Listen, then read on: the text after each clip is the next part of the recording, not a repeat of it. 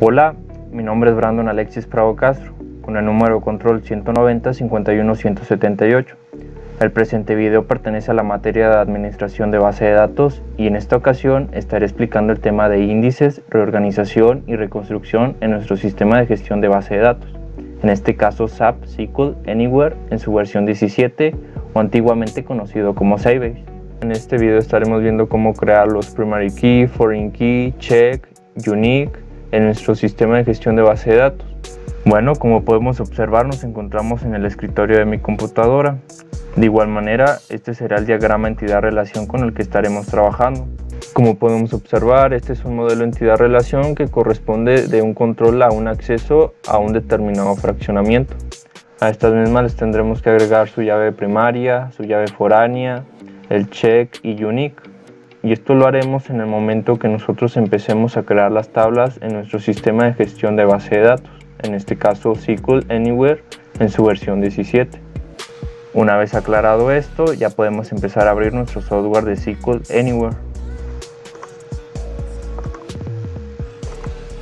Bueno, lo primero que vamos a hacer es crear nuestra base de datos. Para ello nos vamos en el apartado de SQL Anywhere. Después nos vamos en el apartado de Tools y le damos en la opción de crear base de datos. Después se nos abrirá un asistente el cual nos guiará para crear la base de datos. En este caso simplemente le damos Next para continuar. Creamos nuestra base de datos en nuestra computadora. Posteriormente elegimos la ubicación en donde se va a guardar nuestra base de datos y le asignamos un nombre, en este caso fraccionamiento. Le damos en Next para continuar. Posteriormente tendremos que crear un usuario DBA, en este caso lo escribimos del mismo nombre, y la contraseña de igual manera como DBA en letras minúsculas, y en nuestra longitud de contraseña la cambiamos a 3, y finalmente le damos en finalizar para que se cree nuestra base de datos por medio del asistente. Una vez que nos aparezca en el status como completado, simplemente le damos en cerrar, y automáticamente se nos iniciará nuestra base de datos. Posteriormente estaremos trabajando desde la ventana de comandos de SQL Anywhere. Para ello nos dirigimos a la barra superior en el apartado de Tools. Nos dirigimos en SQL Anywhere y seleccionamos la ventana interactiva de SQL. Posteriormente que se nos abra la ventana tendremos que ingresar los datos de usuario y contraseña. Recordemos que vamos a iniciar como usuario DBA.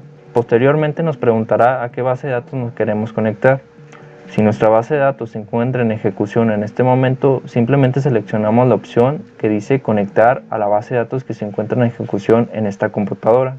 En caso contrario de que nuestra base de datos no se encuentre en ejecución, simplemente seleccionamos la opción de iniciar y conectar con la base de datos que se encuentra en esta computadora. Y después tendríamos que seleccionar el archivo que contiene la base de datos. En este caso simplemente yo selecciono la opción que dice conectar a la base de datos que se encuentra en ejecución en este momento y simplemente le doy en conectar. Posteriormente tenemos que crear nuestras tablas de nuestra base de datos. Estas las podemos encontrar del lado derecho de nuestra pantalla. Este archivo fue obtenido a partir de nuestro diagrama que se encuentra en el Software Designer, el cual se obtiene simplemente en File, Export y seleccionamos la opción que dice crear un script con instrucciones SQL. Una vez aclarado lo anterior podemos proceder con lo siguiente, ya que estas tablas no son funcionales por el momento y esto es porque no están definidas completamente. A esto me refiero que no tienen asignada su llave primaria ni están relacionadas con otras tablas y por ello la importancia de este video. Con ello procedemos a seleccionarlas y pegarlas en nuestra ventana interactiva de SQL de SQL Anywhere. Posteriormente ejecutamos estas sentencias y con ello se habrán creado las tablas correspondientes. Bueno, una vez que hicimos los pasos anteriores podemos proceder a hacer el siguiente apartado. Esto involucra agregar los índices en las tablas de la base de datos de fraccionamiento. A esto me refiero a agregar las llaves primarias, las llaves foráneas, así como las restricciones unique y check. Para ello empezamos con las tablas de primer nivel. Estas son las tablas que no dependen de ninguna otra. En el primer caso vamos a empezar con la tabla de empresa.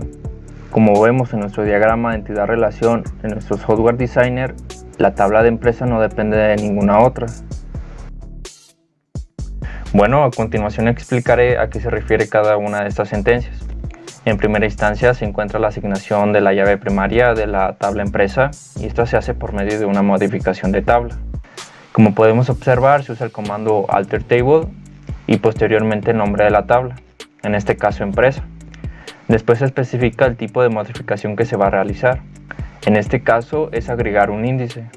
Posteriormente se escribe el constraint. Este término se utiliza como restricción para limitar el tipo de dato que puede ingresar en una tabla. Posteriormente se le tiene que agregar un nombre al constraint, ya que este nombre nos ayudará a ubicar problemas a la hora de insertar registros en nuestra tabla. Como podemos observar, el nombre que lleva es pk-id empresa, donde el pk hace referencia de que se trata de una llave primaria y el id empresa es el atributo que va a identificar la tabla empresa. Posteriormente especificamos por medio de la palabra reservada primary key y entre paréntesis el nombre del atributo que va a tomar esta definición de llave primaria, en este caso es id empresa. Bueno, y antes de ejecutar esta instrucción podemos ver en nuestra interfaz gráfica de nuestro programa, esta todavía no cuenta con una llave primaria. Entonces, una vez que ejecutamos la instrucción y actualizamos, la llave primaria ya estará definida en nuestra tabla empresa.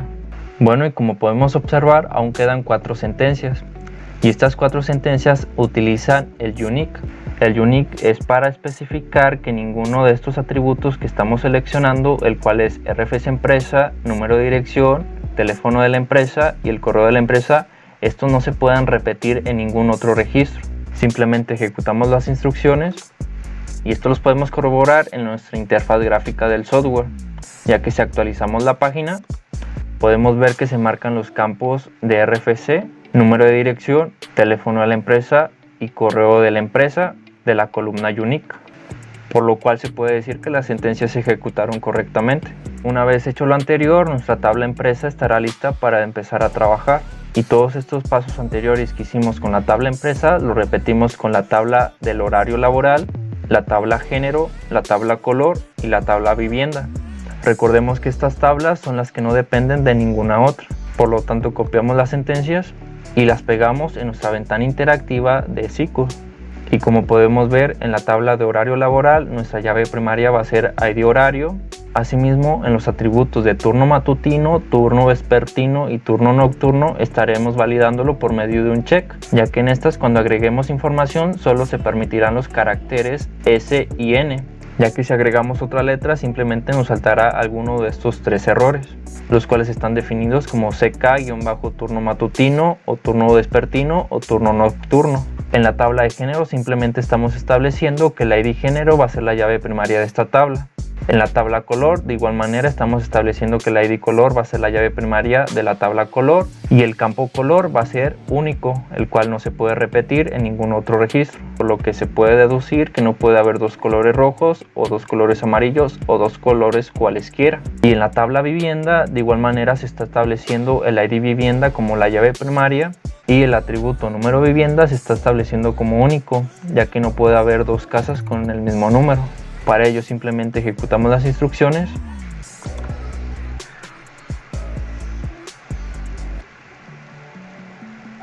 y con ello se habrán aplicado correctamente los cambios.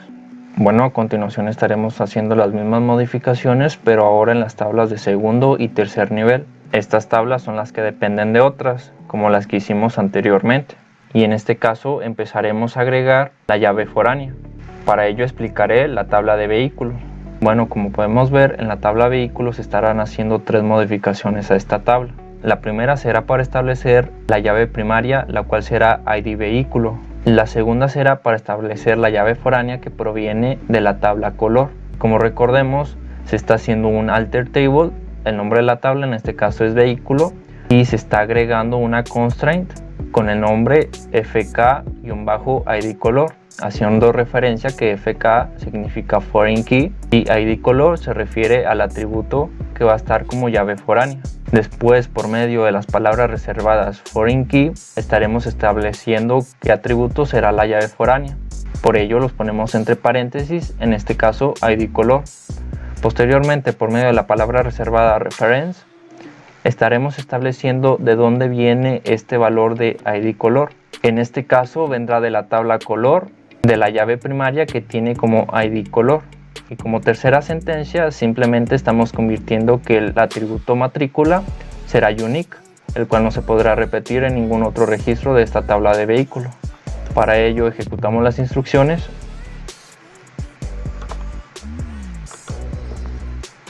y los cambios se habrán realizado correctamente. De igual manera hacemos lo mismo con la tabla visitante, empleado, habitante, caseta y folio. Como podemos ver, de la tabla visitante primeramente estamos estableciendo una llave primaria, la cual será ID visitante. Posteriormente estaremos estableciendo una llave foránea, la cual será ID género, la cual estará referenciada por medio de la tabla género. A su vez tenemos la llave foránea de vehículo, que estará referenciada de la tabla vehículo. El teléfono lo estamos convirtiendo a campo único. En el atributo vehículo visitante simplemente estamos checando de que se ingrese un valor de S o N, de que si tiene vehículo o no. De igual manera el atributo INE visitante no se puede repetir, ya que lo estamos convirtiendo en un campo único. En la tabla empleado estamos creando su llave primaria, la cual va a ser ID empleado, y también las llaves foráneas de ID género, ID horario, las cuales serán referenciadas de la tabla género, horario laboral y empresa. A su vez estamos especificando que el teléfono del empleado y el INE del empleado sean atributos únicos, por lo tanto estos no se podrán duplicar en esta tabla. Y por último estaríamos validando que el sueldo del empleado no sea menor a 124 pesos. Bueno, de igual manera en la tabla habitante estamos estableciendo su llave primaria, sus llaves foráneas y los campos que pueden ser únicos. En la tabla caseta de igual manera estamos estableciendo su llave primaria y su llave foránea. Y por último la tabla de último nivel, la cual es el folio. Este mismo depende de todas las tablas que se encuentran en nuestra base de datos. Una vez aclarado esto, ejecutamos las instrucciones. Una vez hecho lo anterior, nuestras tablas quedarán validadas y relacionadas correctamente. Bueno, antes de entrar al siguiente apartado estaremos viendo otra forma de cómo crear estas sentencias. Y son de esta forma, ya que desde un principio se pueden crear las tablas y se puede especificar qué atributo va a ser el primary key, el atributo va a ser el foreign key y a su vez qué atributos van a ser unique y cuáles atributos tendremos que validarlos por medio de un check.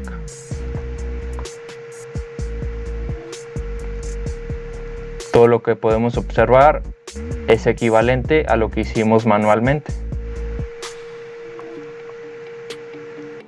Bueno, una vez que vimos lo anterior, podemos empezar con el siguiente y último apartado, el cual se enfoca en borrar, restaurar, deshabilitar y habilitar los índices que agregamos anteriormente a las tablas que conforman nuestra base de datos de fraccionamiento. Un aspecto a destacar es que en el software de SQL Anywhere o Sybase no se permite deshabilitar los índices de llave foránea, restricciones unique ni los checks, por lo que una vez agregados no se pueden modificar. Solamente se puede eliminar y volver a crear. Esta información se obtuvo de diferentes foros de ayuda.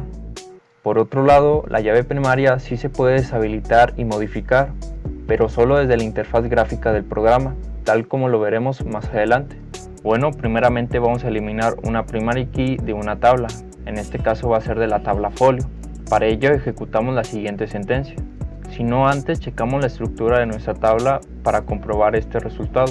En este caso nos vamos a la tabla de folio y como podemos observar el ID folio está asignado como llave primaria de esta tabla. Por lo tanto, si ejecutamos esta instrucción se deshabilitará este campo como llave primaria.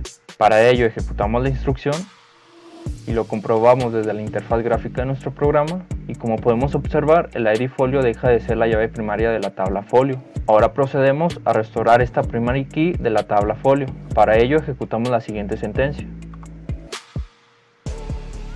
Comprobamos nuevamente desde la otra ventana y como podemos observar nuevamente el ID folio es la llave primaria de la tabla folio. Ahora vamos a borrar una foreign key de una tabla. En este caso va a ser nuevamente de la tabla folio. Para ello podemos ejecutar cualquiera de estas dos instrucciones, ya que las dos hacen el mismo procedimiento. En este caso vamos a seleccionar la opción 1. Si no antes checamos desde el software de SQL Central, en la pestaña de Constraint, y como podemos observar aquí se encuentra la llave foránea de ID habitante, por lo que si ejecutamos la instrucción, esta desaparecerá. Y volvemos a comprobar la acción desde SQL Central. Y como podemos observar, ya no aparece la llave foránea de ID habitante, por lo que se habrá eliminado correctamente. Ahora simplemente la volvemos a restaurar. Para ello ejecutamos la siguiente instrucción, y con ello otra vez estará la llave foránea de ID habitante, como podemos comprobar nuevamente. Ahora vamos a proceder a borrar un check individual. Para este caso estaremos usando la tabla de horario laboral. Para ello nuevamente nos dirigimos a la pestaña de Constraint y en la sentencia que nosotros vamos a usar, esta elimina el check de turno matutino. Como lo podemos ver, aquí se encuentra. Para ello procedemos a ejecutar la instrucción y con ello se habrá eliminado el check turno matutino, como lo podemos comprobar. Ahora vamos a borrar todos los checks de esta misma tabla. Para ello ejecutamos la siguiente instrucción y con ello se habrán eliminado los dos checks que faltaban. En este caso era turno vespertino y turno nocturno. Ahora procedemos a restaurar estos checks. Para ello ejecutamos la siguiente instrucción y con ello nuevamente se habrán agregado los checks turno matutino, turno vespertino y turno nocturno. Ahora vamos a ver cómo habilitar y deshabilitar una llave primaria. En este caso vamos a usar la tabla horario laboral. Para habilitar o deshabilitar una llave primaria, simplemente seleccionamos o no la primera columna, la cual corresponde a la primary key. Como podemos observar en la tabla de horario laboral, aquí se encuentra palomeado el ID horario, el cual corresponde a la llave primaria de esta tabla. Por lo que si le quitamos la palomita y refrescamos, nos pedirá que si queremos guardar los cambios, y si nosotros le damos que sí, entonces ahora la tabla horario laboral ya no tendrá una llave primaria. Nuevamente habilitamos este atributo como llave primaria y este volverá a ser la llave primaria de la tabla horario laboral. Sin embargo, cabe destacar que para habilitar o deshabilitar una llave primaria, esta solamente se puede hacer desde la interfaz gráfica del programa, ya que no hay una sentencia en específico que se pueda ejecutar desde la consola y esta puede deshabilitar este campo. Bueno, finalmente se puede concluir que los índices en una base de datos son una parte fundamental en la creación de esta misma, ya que permite la comunicación de tablas, así como la validación de información que entra en estas mismas, y esto con el objetivo de brindar información relevante, lo cual es el sentido de su existencia, ya que haciendo alusión a unas palabras de un antiguo profesor, el cual decía que si basura entra, basura sale, por lo que debemos de usar todas las herramientas para que la información que se inserte en las tablas no sea basura y sea productiva a la base de datos. Bueno, finalmente aquí se encuentran las referencias con las que pude realizar esta práctica. Y sin más por el momento, mi nombre ha sido Brandon Alexis Prado Castro y hasta la próxima.